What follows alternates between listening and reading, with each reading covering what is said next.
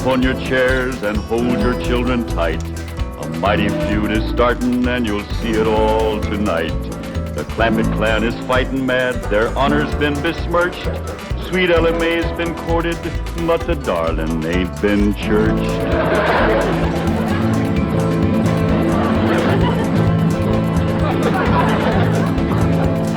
It was young Sonny Drysdale that courted her and fled. And now the Drysdale family will feel hot Clampett lead.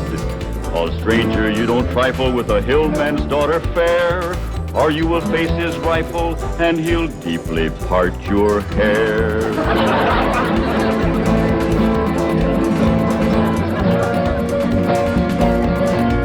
Now here's the handsome rascal that started this here feud. A Harvard, Yale, and Princeton man, a shifty city dude. His game was love and run away, 'cause that's the way he lives. But they don't allow such doings with their female relatives.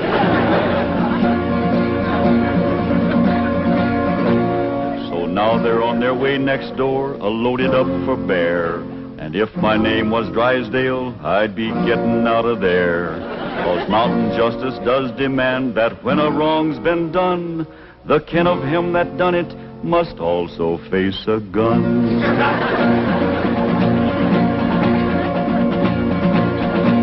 Now Sonny noticed Ellie Mae beside the swimming pool, and when he seen her figure, he lost his yen for school. He wrapped himself up in a towel and played upon his lyre, and while he twanged, the songs he sang did set her heart afire.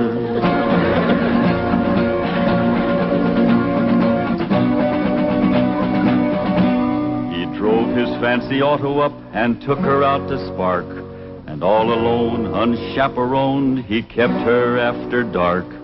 He took her in the parlor and he taught her to be grand. He showed her how to walk and talk and tried to kiss her hand.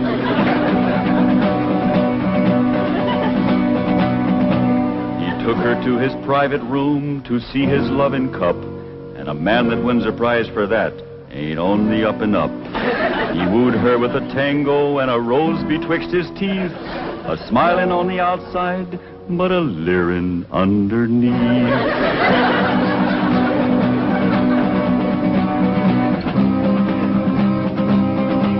They even had a wedding dance, and he joined in the fling. He brought along his dancing shoes, but didn't bring no ring. The Clampetts was a-planning for a wedding in the Vale, but they was duped. He flew the coop and went running back to Yale.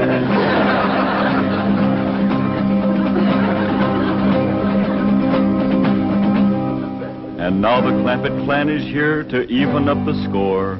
I wouldn't want to be the man who opens up that door. You'll have to face their fury, on revenge they are intent. And if his name is Drysdale, his life ain't worth a cent. It's that butler fella. When will you Clampetts learn there are no possums to hunt in Beverly Hills? Ain't possums we's after, it's Drysdale. Well, they're not at home. Mrs. Drysdale returned to Boston with Sonny, and Mr. Drysdale's at the bank. Let's shoot him. There ain't gonna be no shooting unless it's talked first. When will Mr. Drysdale be home? Not until late this evening. That's talk enough. Let's go to shoot. Now, Granny, you can't shoot an unarmed man. That's right. I lost my head. Here. Now, when death row counts 3, we go at it. 1, 2. Now, hold on. Mr. Butler here ain't done us no wrong. He's one of their clan. I said there ain't gonna be no shooting unless it's talked first. I'll speak to Mr. Drysdale. Thank you kindly, Mr. Butler. Yes. Thank you very kindly, Mr. Butler. Why didn't you ask him to dance with you? I was ashamed of you in front of these young'uns. Is that any way to learn them feuding? It takes my family to know how to feud. Why, we drove the Botkins clean out of Napoleon, Tennessee, chased them off, burnt their shack, and shoveled their footsteps off the path. Hot diggity dog. That's what I call feuding. I'm sure proud to come from a family like yours, Granny. That's the Moses family. Too bad our blood is being thinned out, cooled off, and watered down with the Clampett blood. Now, Granny, you just simmer down to a boil. I'll see the right thing is done by my daughter.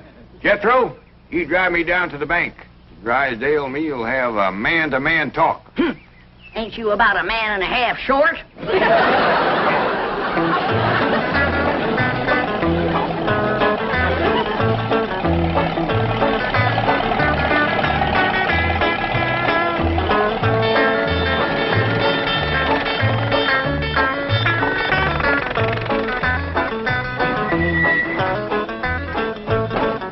You wait here, I'll go and see Mr. Drysdale. You flush him out, Uncle Jed. I'll get him on the run. Now, who told you to bring that? Granny, she says there's got to be one fighting man in the family. You just drive around a while and cool off. Pick me up here in about a half hour. Okay, Uncle Jed.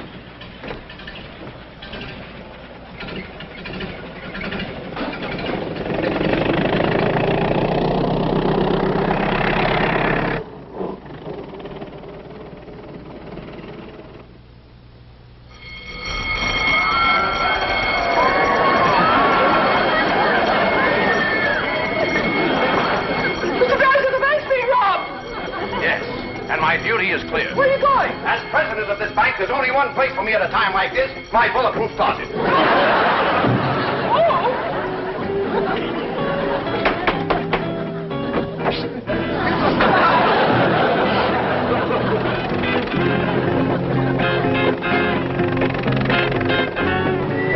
Granny!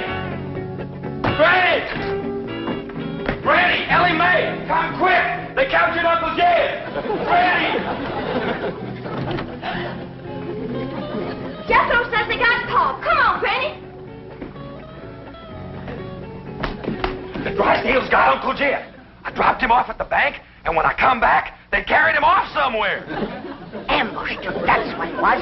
That butler feller. He told them he was coming, and they laid a trap for him. What'll we do, Granny? Eye for an eye and a tooth for a tooth. They took one of ours, we'll take one of them. Where's your gun, Jethro? I give it to Uncle Jed. I reckon the Drysdales got him. We lost the first battle. They took our leader and our best gun. But we ain't lost the feud. Come on.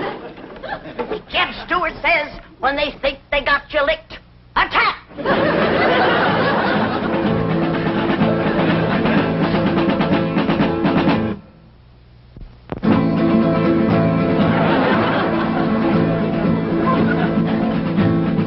Now the feud is growing hot, the Clampetts lost a man. Their leader now is Granny from the fightin' Moses clan. Granny learned her feudin' while a child on mother's knee, when the Moses drove the Botkins from Napoleon, Tennessee.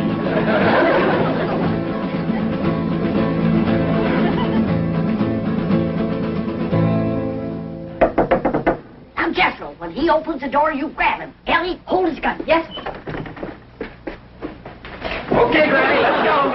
Cut me down. Put her down, Jethro. We don't want her. Who don't? We don't. What's going on? There's a feud going on. You know something, Ellie? Feuding's fun. Jethro, put her down. They got one of our men folks. We're going to take one of their men folks. How about we take her along as kind of an extra? No, not unless they captured one of our women folks. Ellie Mae, you go in there and surrender. I ain't going to do it. Jethro, put her down. How about I towed her as far as home and then let her escape? A little at a time. Wait, what's the meaning of this? He's the one we want. You towed him, Ellie. My arms is full. Put her down before I take you to the woodshed. You look awful busy, Granny. Maybe I should go to the woodshed and wait for you. I think I'd better call the police. Stop in your tracks while you're able to make them. Now you turn around. Walk towards our house. I refuse to take one step. Now, you want to walk or you want to limp? You better run in the telephone, please. Never mind her, Jethro. Shoot the telephone wire.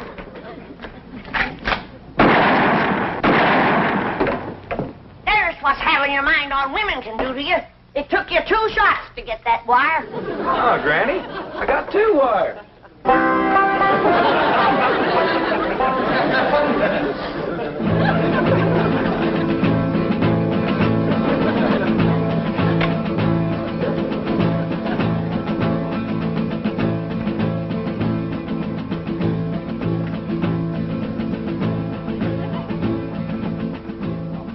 Good work, Lieutenant. You've apprehended what is obviously a very dangerous criminal. I'm coming over and personally hand the reward money to you and your men. What's that? Oh, just to you. Very well. Miss Hathaway, perhaps you'd like to drive me over to police headquarters. You're interested in psychology? I'm completely intrigued with the subject. What's the connection? The fellow who tried to rob our bank must be a complete nut. They've got 2 psychiatrists with him. What are his psychotic symptoms? He claims to have $25 million.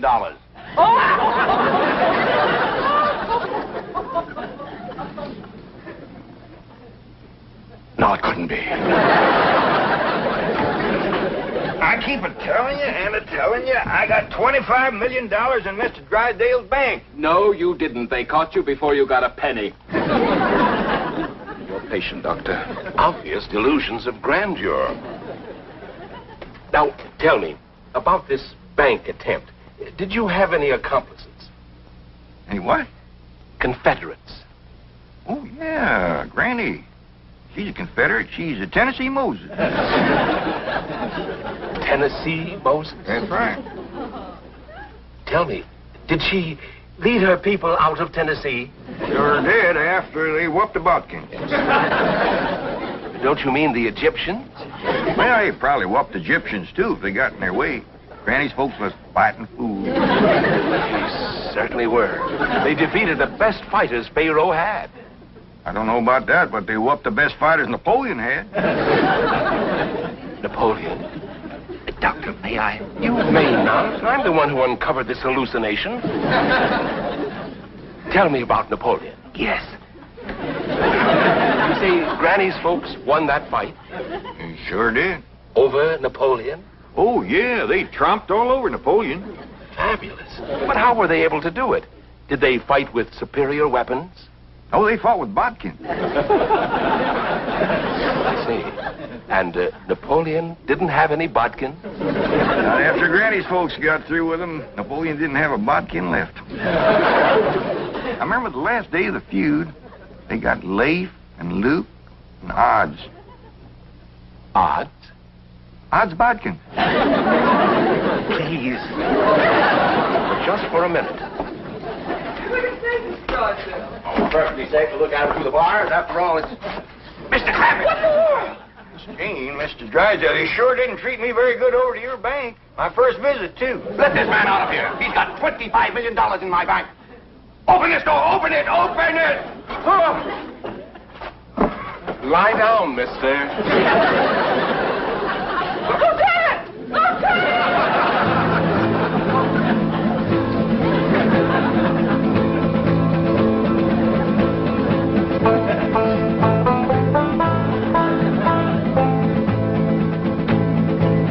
Got the prisoner all tied up, Granny. Good. Can I go back and get the other one now? No, you can't. You keep your mind on your feuding. Close the gates. Yes, ma'am. Throw up the barricade. Yes, ma'am. Good. Here. You walk safely while I check the lookout. Ellie Mae! Any sign of the enemy yet? Not yet, Granny. All clear. Sound the alarm if you see a Drysdale coming. I will, Granny.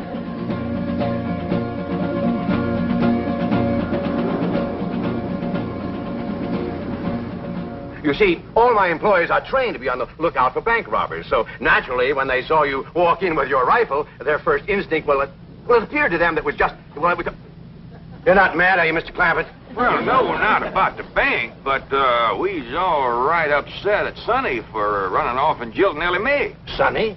Jilted Ellie Mae? Well, that's what we'd call it. He sparked her for 2 weeks running. Took her driving, dancing, held her hand, kept her out past dark. Back where we come from, that's just the same as saying, will you? Provided the girl is 12 or better. Mr. Clampett, you have my word of honor. I had no idea that Ellie Mae or Ed took Sonny seriously. Now, the moment we get to your house, I'm going to telephone Sonny in Boston. Get him on the first plane, and he'll be here tonight to propose marriage to Ellie Mae. Well, now, that sure is going to smooth Granny's ruffled feathers. She's been madder than a barefoot centipede standing on a hot rock. She'll be happy when we get there. Yes, bless her sweet little heart.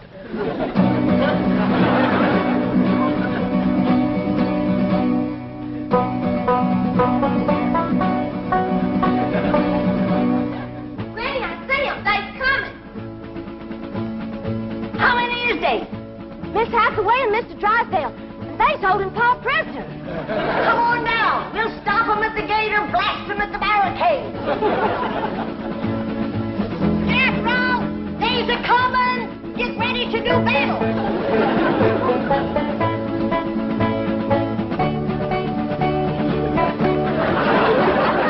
Clear your head in the presence of the stars and bars.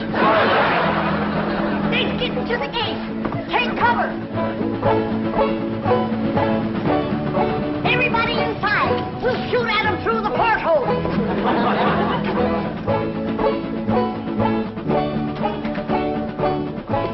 You won't hit Pa, will you, Granny? Don't worry, honey. I can hit a new laid egg out of the nest without budging the hen.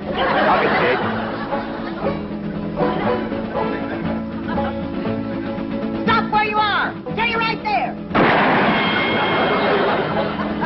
Granny, it's me, Mr. Drysdale. I'm coming in. Let's get out of here. I'll learn them Yankees who they're feuding with.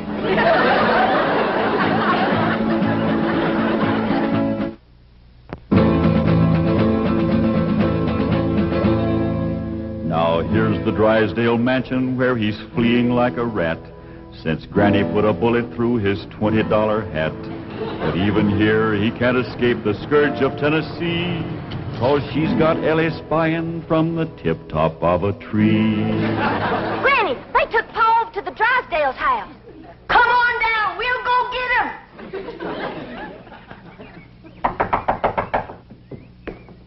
Well, I reckon we'll have to call her on the telephone. When Granny's feuding, she's sometimes hard to reason with. Reckon seeing you with that rifle kind of set her off. But that woman shot at me. Oh, Mr. Drysdale, she shot at your hat. If that little old woman ever goes to throwing lead at you, you'll be casting a polka dot shadow. Marie, Ravenwood, why don't you answer the door? Oh, thank goodness it's you. The Clampetts came and captured Ravenswood. Captured him? Yes, and Jethro picked me up in his arms. He held me and wouldn't put me down. Why? He said he was feuding. Well, now, don't you worry, Marie. We're going to get this whole thing all straightened out. Marie,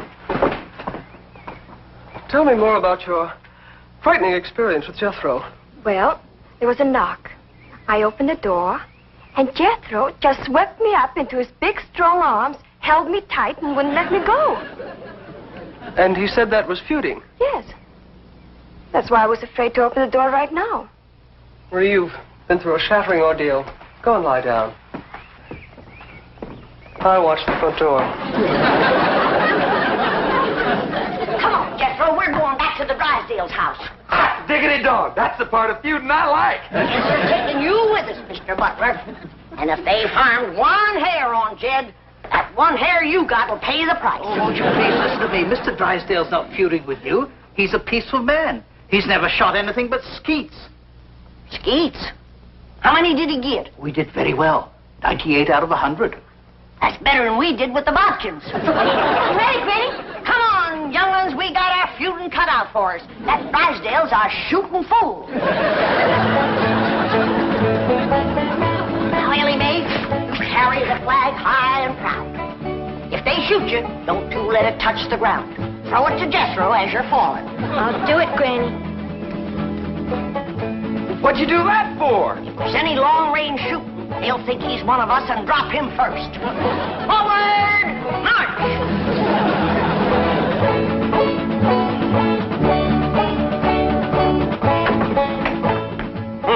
No wonder the phone wouldn't work. Marie said Jethro shot down the wires. Well, we can go next door and use the Miller's phone. Yep. Been cut with a rifle bullet. Kind of ragged, though. Jethro must have been upset. That's bad shooting to cut those little wires with a rifle? Why, when that boy puts his mind to it, he can pick a gnat off a plate of grits at 500 feet in a heavy fog. I'm the only one who can outshoot him. Except for Granny and Ellie Mae. Well, what skeet shooters you'd make. What skeet? Oh, they're clay pigeons. That's what I shoot. Clay pigeon? Oh, it's wonderful. I love it. Your wife must be a first-rate cook.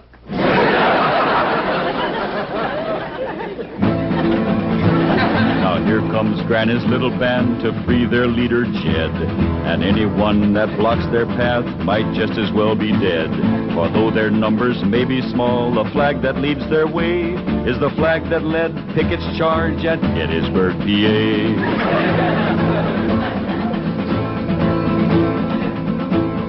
A minute. I got an idea. We'll use Mr. Butler here as a decoy, and we'll surprise him. What you mean, Granny? You knock on the door, and you yell to him inside that it's you. Then we'll rush in and we'll get Jed. And maybe somebody else, too, huh, Granny? You keep your mind on your feuding. Come on.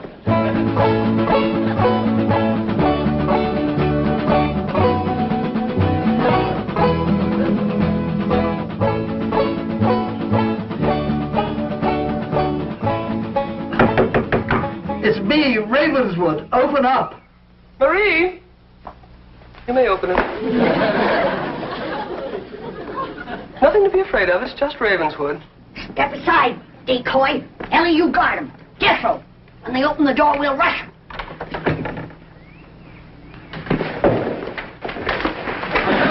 Yeah. Where's Jed? What'd you do with him? Talk fast. Oh, he's not here. He's next door with Mr. Drysdale. Search the house, Jethro. Jethro! Jethro! Yeah, Granny? Put her down. She's light as a feather.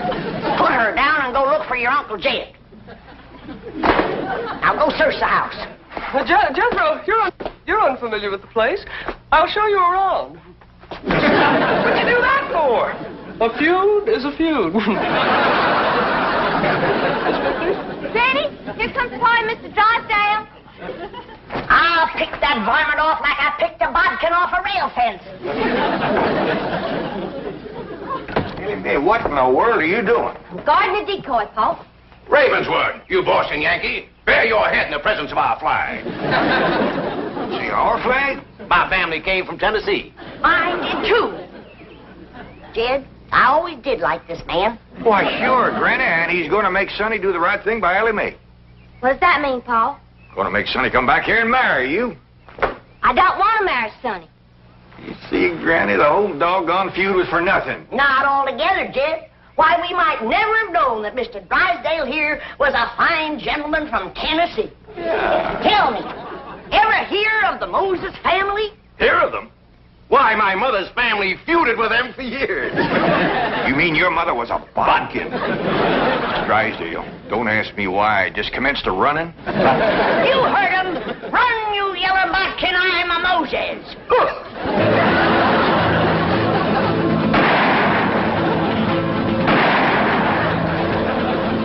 For a city feller, he sure can run. Like a scared rabbit.